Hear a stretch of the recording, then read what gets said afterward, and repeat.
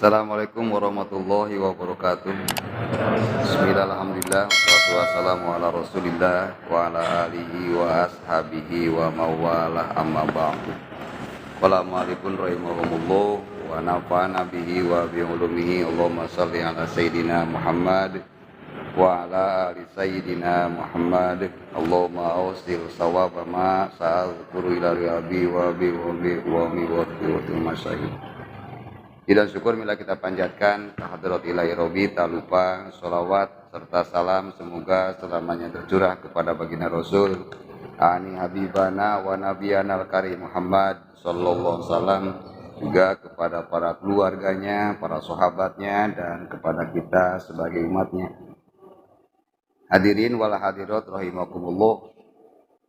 Syukur alhamdulillah yang kedua bahwasanya kita secara hakikat telah dijabah doa-doa kita oleh Allah, di mana dari mulai bulan Rajab kita berdoa kepada Allah, Allahumma barik lana fi Rajaba wa Sya'bana wa balighna Ramadan. Ya Allah, berkahkanlah kami di bulan Rajab, berkahkanlah kami di bulan Sya'ban, dan sampaikanlah kami ke bulan Ramadan. Dan hari ini kita ditakdirkan atas qada qadarnya Allah bisa sampai ke bulan Ramadan. Oleh karena itu, harapan yang harus kita laksanakan adalah bagaimana caranya memaksimalkan ibadah di bulan Ramadan. Jangan sampai kita berharap sampai ke bulan Ramadan, di bulan Ramadan disia-siakan oleh kita. Oleh karena itu, di dalam kewajiban ibadah di bulan Ramadan yang paling utama adalah pelaksanaan ibadah puasa, di mana ibadah puasa ini sebagaimana yang telah diterangkan itu merupakan satu jalan untuk mencapai nilai ketakwaan kepada Allah, di mana takwa adalah kunci utama masuk surga.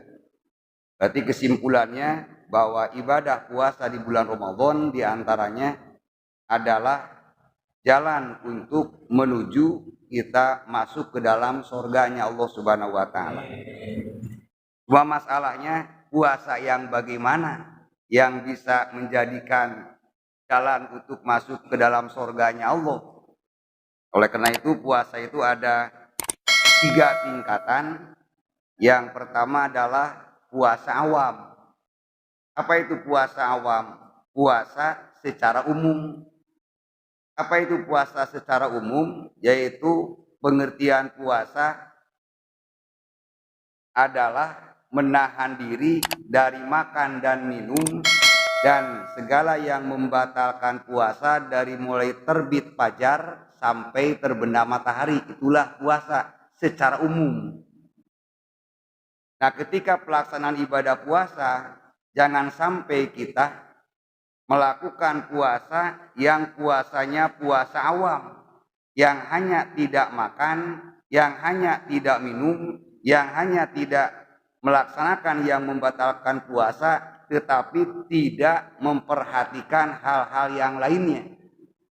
Sehingga ibadahnya akan termasuk ke dalam ibadah puasa yang awam. Puasa awam jangankan orang tua, anak kecil, anak SD kelas 4, kelas 5 saja bisa melaksanakan ibadah puasa. Ya, tidak makan, tidak minum sampai maghrib. Entah itu dalam puasanya melakukan hal yang tidak diridhoi oleh Allah, entah itu ketika puasanya melakukan kemaksiatan, entah itu melakukan hal-hal yang di luar aturan hukum syara. Yang penting tamat puasa dari terbit fajar sampai terbenam matahari. Nah, itu adalah puasa awam. Jangan sampai kita orang dewasa puasanya termasuk puasa awam. Ini akan seakan-akan tidak ada pahalanya kalau tidak memperhatikan yang lain. Yang kedua, puasa itu ada yang disebut dengan puasa khawas. Apa itu khawas? Puasa khusus, yaitu puasa orang-orang yang soleh. Yang mana puasa khawas itu selain tidak makan, tidak minum, tidak melakukan hal-hal yang membatalkan puasa, juga puasa khusus ini, khawas ini menahan anggota badan dari melakukan dosa, dan hal tersebut dilaksanakan dari mulai terbit fajar sampai terbenam matahari, bahkan dari setelah maghrib ke subuh pun itu tetap dijaga. Insya Allah akan masuk ke dalam puasa khawas. Dalam keterangan bahwa puasa khawas ini tidak akan bisa terlaksanakan, tidak akan sempurna kecuali dengan membiasakan 5 hal. Yang pertama, godul basor an kulima yudhamu syar'an, menundukkan atau memejamkan pandangan dari setiap apa yang dicacat, apa yang dilarang oleh hukum syara. Apa yang dilarang oleh hukum syara, jangan sampai dilihat. Apa yang dicacat oleh hukum syara, itu jangan sampai dipandang oleh kita. Insya Allah puasanya akan puasa khawas. Kemudian yang kedua, hifzul lisani anil gibati wal kizbi wan namimati wal yaminil gumus. Di antaranya adalah menjaga lisan dari gibah, menjaga lisan dari berbuat bohong, menjaga lisan dari mengadu-ngadu, menjaga lisan dari melakukan sumpah gumus. Sebab kelima hal ini bisa membatalkan pahala puasa. Sebagaimana Rasulullah SAW mengatakan, satu asya'a tuhitu sauma, 5 hal yang dapat menghilangkan pahala puasa. Yang pertama al-kizbu, berbohong. Yang kedua wan namimatu, mengadu domba. Yang ketiga wal yaminul gumus, sumpah palsu. Yang keempat wan nazru bisyahwati, melihat dengan syahwat. Itu diantaranya bisa membatalkan pahala puasa. Satu lagi, apa satu lagi di sini nih? Namimah sudah tadi ya. Namimah sudah. Gibah. Ada 4 ya. Ada 4. Bohong, gibah, namimah, yaminul gumus, nazru bisahwat. 4 berarti ya. Kemudian yang ketiganya, kapul udhuni an istimai kuli makruhin. Bisa melakukan puasa khawas, puasa orang-orang yang soleh, kalau bisa menjaga telinga pendengaran kita dari mendengar hal-hal yang tidak disukai oleh hukum syara. Sedangkan zaman sekarang banyak orang yang berpuasa, selama puasanya headsetnya nempel saja di telinganya. Yang didengarkannya bukan suara Al-Quran, suara-suara yang memang di luar hukum syara. Ini bisa mengkacaukan puasa khawas, bisa mengurangi pahala puasa. Yang keempat, kafu jamil adoi anil makari, menjaga menahan seluruh anggota badan dari apa yang tidak disukai oleh hukum syara, juga menahan perut dari hal-hal yang subhat di waktu iftar, di waktu berbuka puasa. Sebab bagi orang yang melaksanakan puasa akan tidak ada maknanya dari melakukan makan dengan barang yang halal, kemudian ketika iftar, ketika buka, ketika puasa ketika puasa menjauhi makanan yang haram, ketika berbuka puasa melakukan memakan hal yang haram. Ini adalah diumpamakan seperti manbana kosron wahadima misron, orang yang mendirikan gedung tapi menghancurkan kota. Gedungnya dibangun, kotanya dihancurkan. Itu seperti itu orang yang ketika puasanya menjauhi hal-hal yang diharamkan oleh Allah.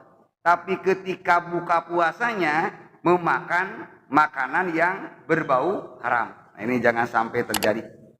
Sehingga Rasul pernah mengatakan, kam min soimin laisa lahu min siyamihi illal ju'u wal atsu.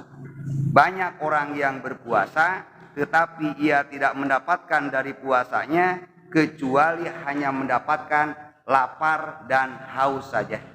Mudah-mudahan kita terhindar dari itu. Yang kelima, bisa melakukan puasa khawas, puasa orang-orang yang soleh adalah alla yastaksiru minal halali waqtal iftor. Tidak memperbanyak makanan yang halal di waktu buka. Makanan halal saja kalau terlalu banyak itu dilarang, apalagi makanan yang haram. Sebab kalau kita terlalu kenyang, jelas anggota badan kita ini akan sedikit terganggu, sehingga sholat ibadah tarawihnya juga akan terganggu, tadarus Al-Qur'annya akan terganggu, ya, karena terlalu banyak hal-hal yang masuk, macam-macam makanan yang masuk ke dalam perut kita. Jika Rasul pernah mengatakan, ma min wi'ain abudu ilallah bin batnin muliin minal halal.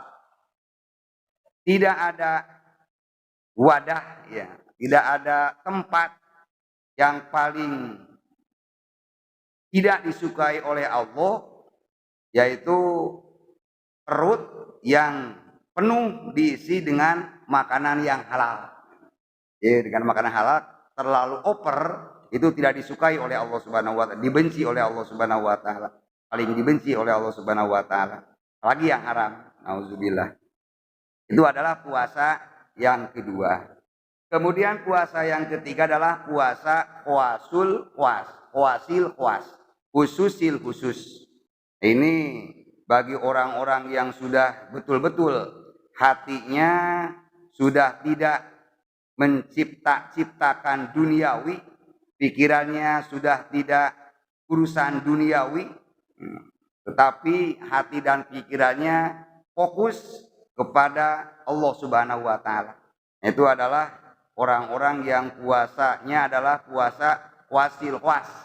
Selain tidak makan, tidak minum, menjaga dari yang maksiat, kemudian hatinya, pikirannya terus mendekati Allah, bersama Allah, ingat kepada Allah.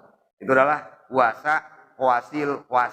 Yang mudah-mudahan kita minimal bisa melaksanakan puasa di bulan Ramadan ini dengan kategori puasa yang khusus, puasa yang puas. Nah, terlebih-lebih kalau bisa kita melakukan puasa wasil was, yang selalu ingat kepada Allah terus-terusan, siang malam ingat kepada Allah terus-terusan, berpikir tentang keagungan Allah Subhanahu wa taala. Itu di dalam pelaksanaan puasa. Mudah-mudahan ibadah puasa kita selamanya diterima oleh Allah Subhanahu wa taala, dan mudah-mudahan kita termasuk orang-orang yang diridhoi oleh Allah Subhanahu wa taala. Demikian, terima kasih, kurang lebihnya mohon maaf yang sebesar-besarnya. Assalamualaikum warahmatullahi wabarakatuh.